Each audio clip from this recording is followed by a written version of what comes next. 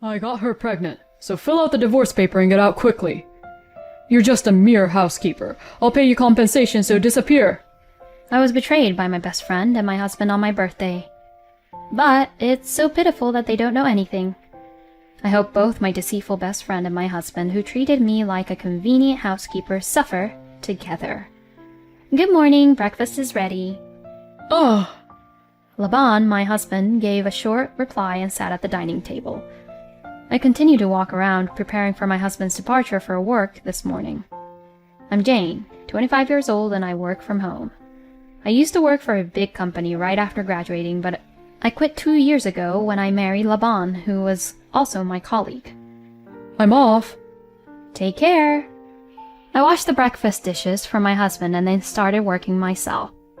Working from home inevitably pays less than when I had a job at a company, but recently things have finally started to fall into place. Laban is resourceful and well-liked by clients, and he was one of the rising stars among our peers.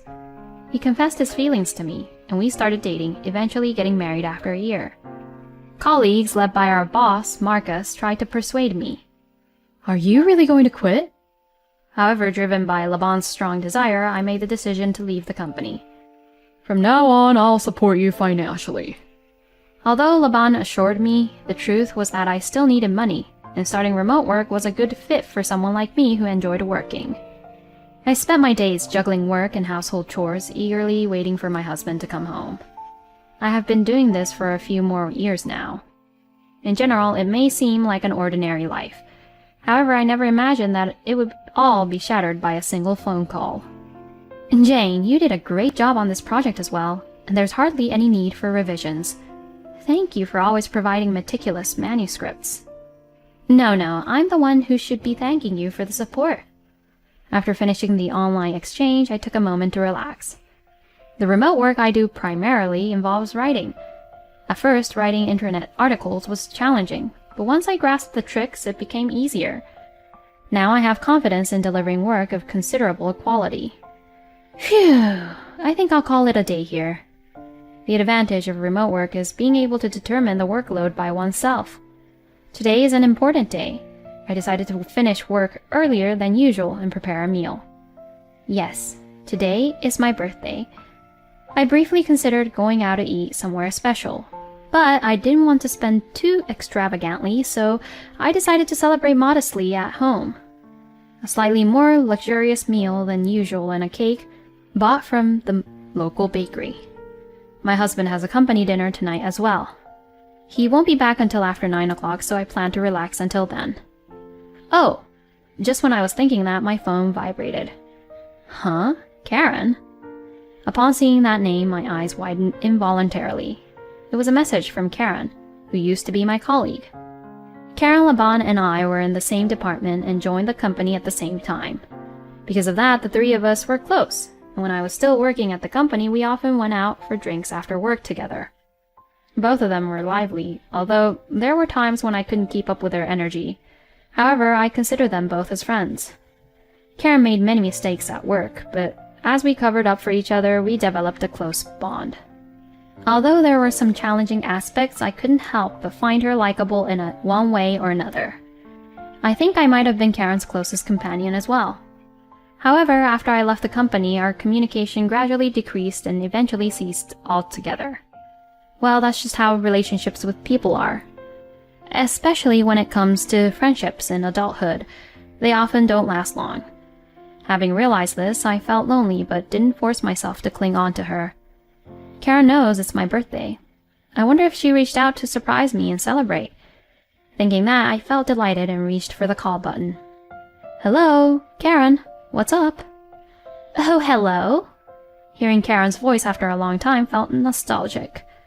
Listening to her voice reminded me of the time when we used to work together. Although the desire to return to those days had faded, there was still a sense of nostalgia. Jane, it's your birthday today, right? That's why I contacted you as a surprise. I thought so. I smiled instinctively as my prediction came true. However, at that moment, I didn't realize the sinister smile that Karen had on her face over this phone. The words she uttered next almost made me drop my smartphone. I'm with Laban right now. Huh? Laban was with her. Of course, since both of them worked at the same company, it was natural for such a situation to arise. However, I couldn't understand why she would go out of her way to tell me this over the phone. What do you mean? Is something wrong with Laban? Laban is doing fine. Then why would you say something like that? As I asked, Karen's voice seemed to carry a hint of triumph. I meant exactly what I said. You're at a drinking party, right? If he's drunk, I can come pick him up. It's not a drinking party. It wasn't a drinking party. I became even more puzzled by those words. And with Karen's following statement, tension surged within me. We're at a hotel, just the two of us. A man and a woman alone in a hotel. Upon hearing that, there was only one possible scenario that came to mind, and I clenched my trembling hand around the smartphone. Are you saying that he has been cheating all along? Cheating? First of all, Laban has no interest in you. Karen spoke coldly. Laban and I have been deeply in love with each other for a long time. Those words made everything in front of me go dark. Karen was someone who could be considered a friend or even a best friend to me. Even though our friendship had faded, my feelings towards her remained the same. And now I learned that the person I considered as a close friend and my husband were having an affair. Is it true? Oh yes, of course. And there's another surprise for you. Given the flow of the conversation, there was no way the surprise would be something good. Karen spoke with a tone that made it clear she was mocking me. I'm pregnant this time. Will you fill out the divorce papers? Pregnant? Laban and I had never discussed having a child together.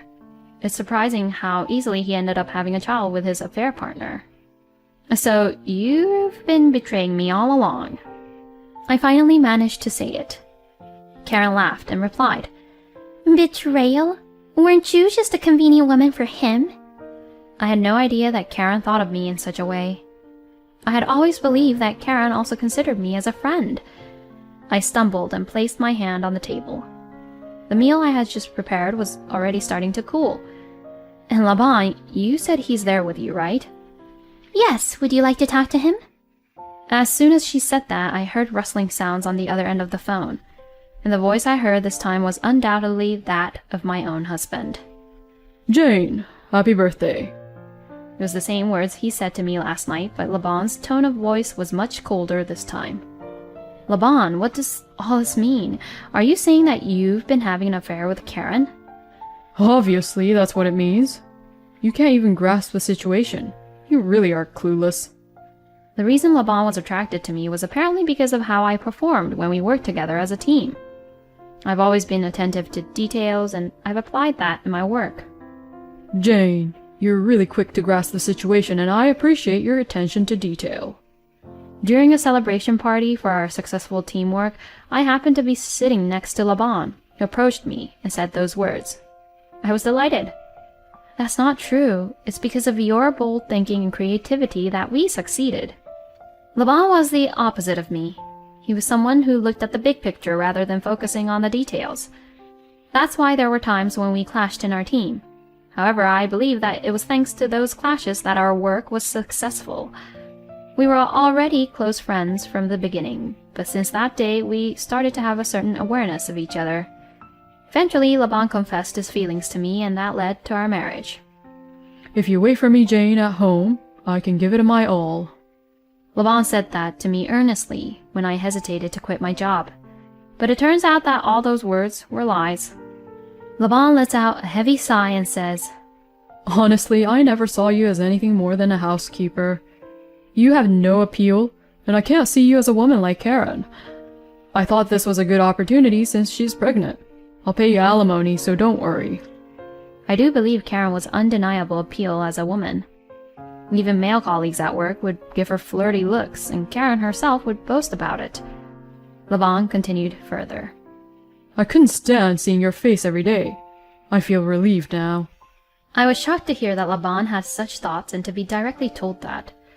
Meanwhile, it seems that the phone has returned to Karen's hands.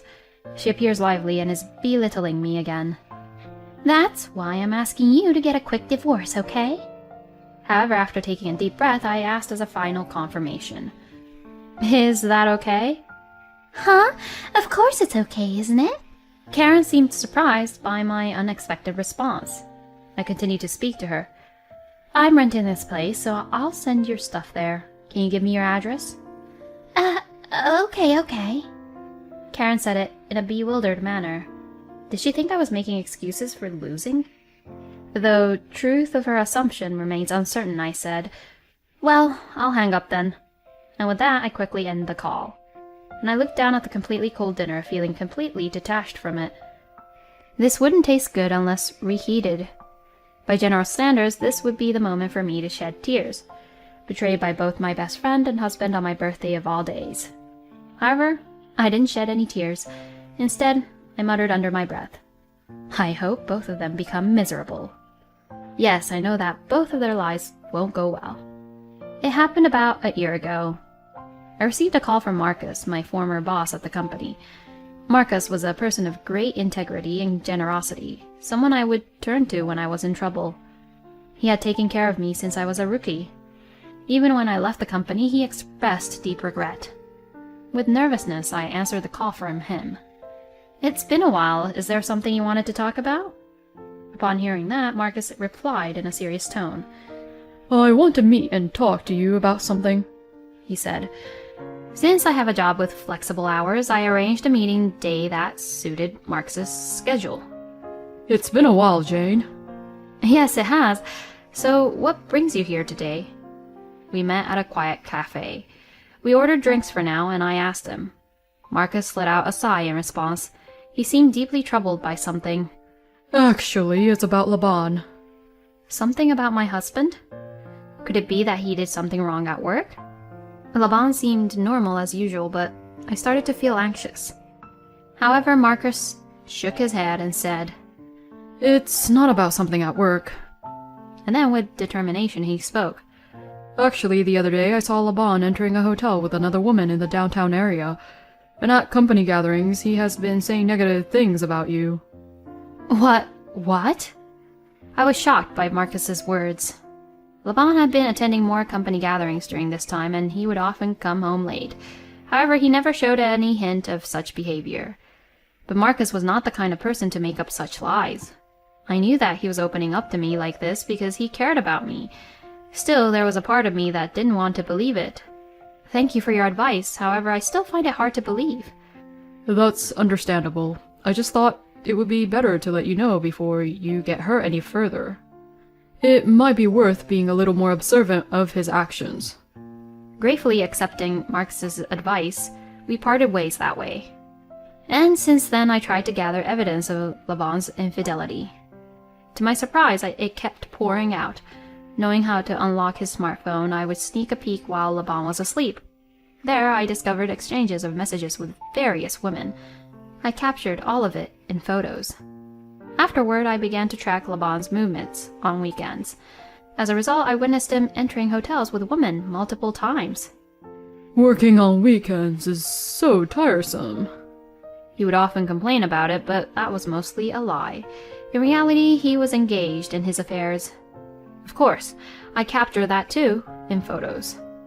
Thanks to that, I now had dozens of pieces of evidence in the form of photos and videos, which would undoubtedly ensure my victory in court. Finding out that Laban was cheating was honestly heartbreaking and infuriating, but more than anything, I felt a strong sense of disbelief. If he had only cheated with one woman, I might have thought he was just being fickle. But with his indiscriminate actions, it seemed like his brain was controlled solely by his lower desires. At that point, my feelings for him had completely cooled off. Laban had always left all the household chores to me, demanding perfection, while he attended countless drinking parties. So, it was not surprising that thoughts of divorce crossed my mind. I was shocked by the surprise from Karen because I never expected her to be involved with Laban. Laban's direct insults were, of course, hurtful. But once everything had surpassed a certain threshold, I began to think that the timing was actually quite good. It seemed like a great opportunity to declutter my life from these two individuals who were no longer needed. Later on, I sent Laban's belongings and the divorce papers together, and on Karen's birthday several weeks later, I sent her the evidence photos of Laban's affairs with other women that I had collected. Furthermore, I added a message to the package. I know it must be tough dealing with the debt repayment, but hang in there. Indeed, Laban had a significant amount of debt. Laban had an ambitious and daring personality, which led him to get caught up in gambling at one point. I learned about it after we got married, and I had been saving money to help repay it since there was no other choice. I believed as a married couple we shared responsibilities and obligations. But as a divorced woman, I had no obligation to repay his debt. The money I had saved was in my own account, so there was no worry of Laban taking it away. What do you mean? Karen responded immediately. Don't you know, Laban has a massive amount of debt. I have saved some money to help with the repayment, but of course, I have no obligation to assist anymore. Karen, he's your husband after all. Do your best to help him repay the money. And then... I didn't ask for your opinion, okay? I received a message, but why did I even need to hear that? I ignored it and blocked Karen. By the way, I had blocked Laban a long time ago. This truly marks the end of any connection with the two of them. I felt refreshed. By now, Karen must be confronting Laban. The thought of their interaction made me laugh. Months after the divorce, Marcus contacted me again. This time, it was through written communication rather than a meeting in person. It seems Laban and Karen are constantly fighting and living in the worst kind of marriage. It's no wonder. I had sent them all that evidence. There was bound to be animosity. But even so, didn't Karen imagine it? That Laban was not only cheating on me, but also engaging in such activities with other women? No, she probably didn't imagine it. She must have believed she was special, the only one. I heard that Karen is being demoted now. I heard she was originally a candidate for demotion due to her constant mistakes. Perhaps her turbulent marriage further affected her performance. In addition to the delay in repaying the money he wasted on gambling, it seems that Laban's situation is also deteriorating. There have been increasing complaints from business partners as well. I heard later that Karen's family used to be wealthy. Knowing Karen, she probably told Laban about her family's affluent background. And Laban, thinking he found a way to repay his debts, cleverly took advantage of it. But now they are living in a modest household. There's no doubt that they have no room to spare for repaying Laban's debt. Moreover, with Karen being demoted, her salary is likely to decrease. The future looks bleak for both of them. Karen has always had a penchant for buying luxury brands and has been living a lifestyle that doesn't match her salary from the beginning. In a way, they might be a well-matched couple. They asked me to give them your contact information, but I declined. Marcus said that, and I expressed my gratitude. I want nothing to do with them ever again. I have no desire to forgive them or even see them, regardless of how much they try to approach me now. If those two end up in ruin, it's not my concern. As for me, my remote work is going smoothly and I have enough income to support myself. In addition to the savings I have set aside for repaying Laban's debt, I received ample compensation. It's almost laughable how easily Laban agreed to pay the compensation. It was likely meant to come out of Karen's money. Reflecting on it is truly absurd. Laban borrowed money from questionable sources, and the debt appears to be increasing day by day. A man who always relies on others must be feeling quite anxious right now. I have plans for significant projects in the future, and I'm confident in living a stable life. My life is just beginning.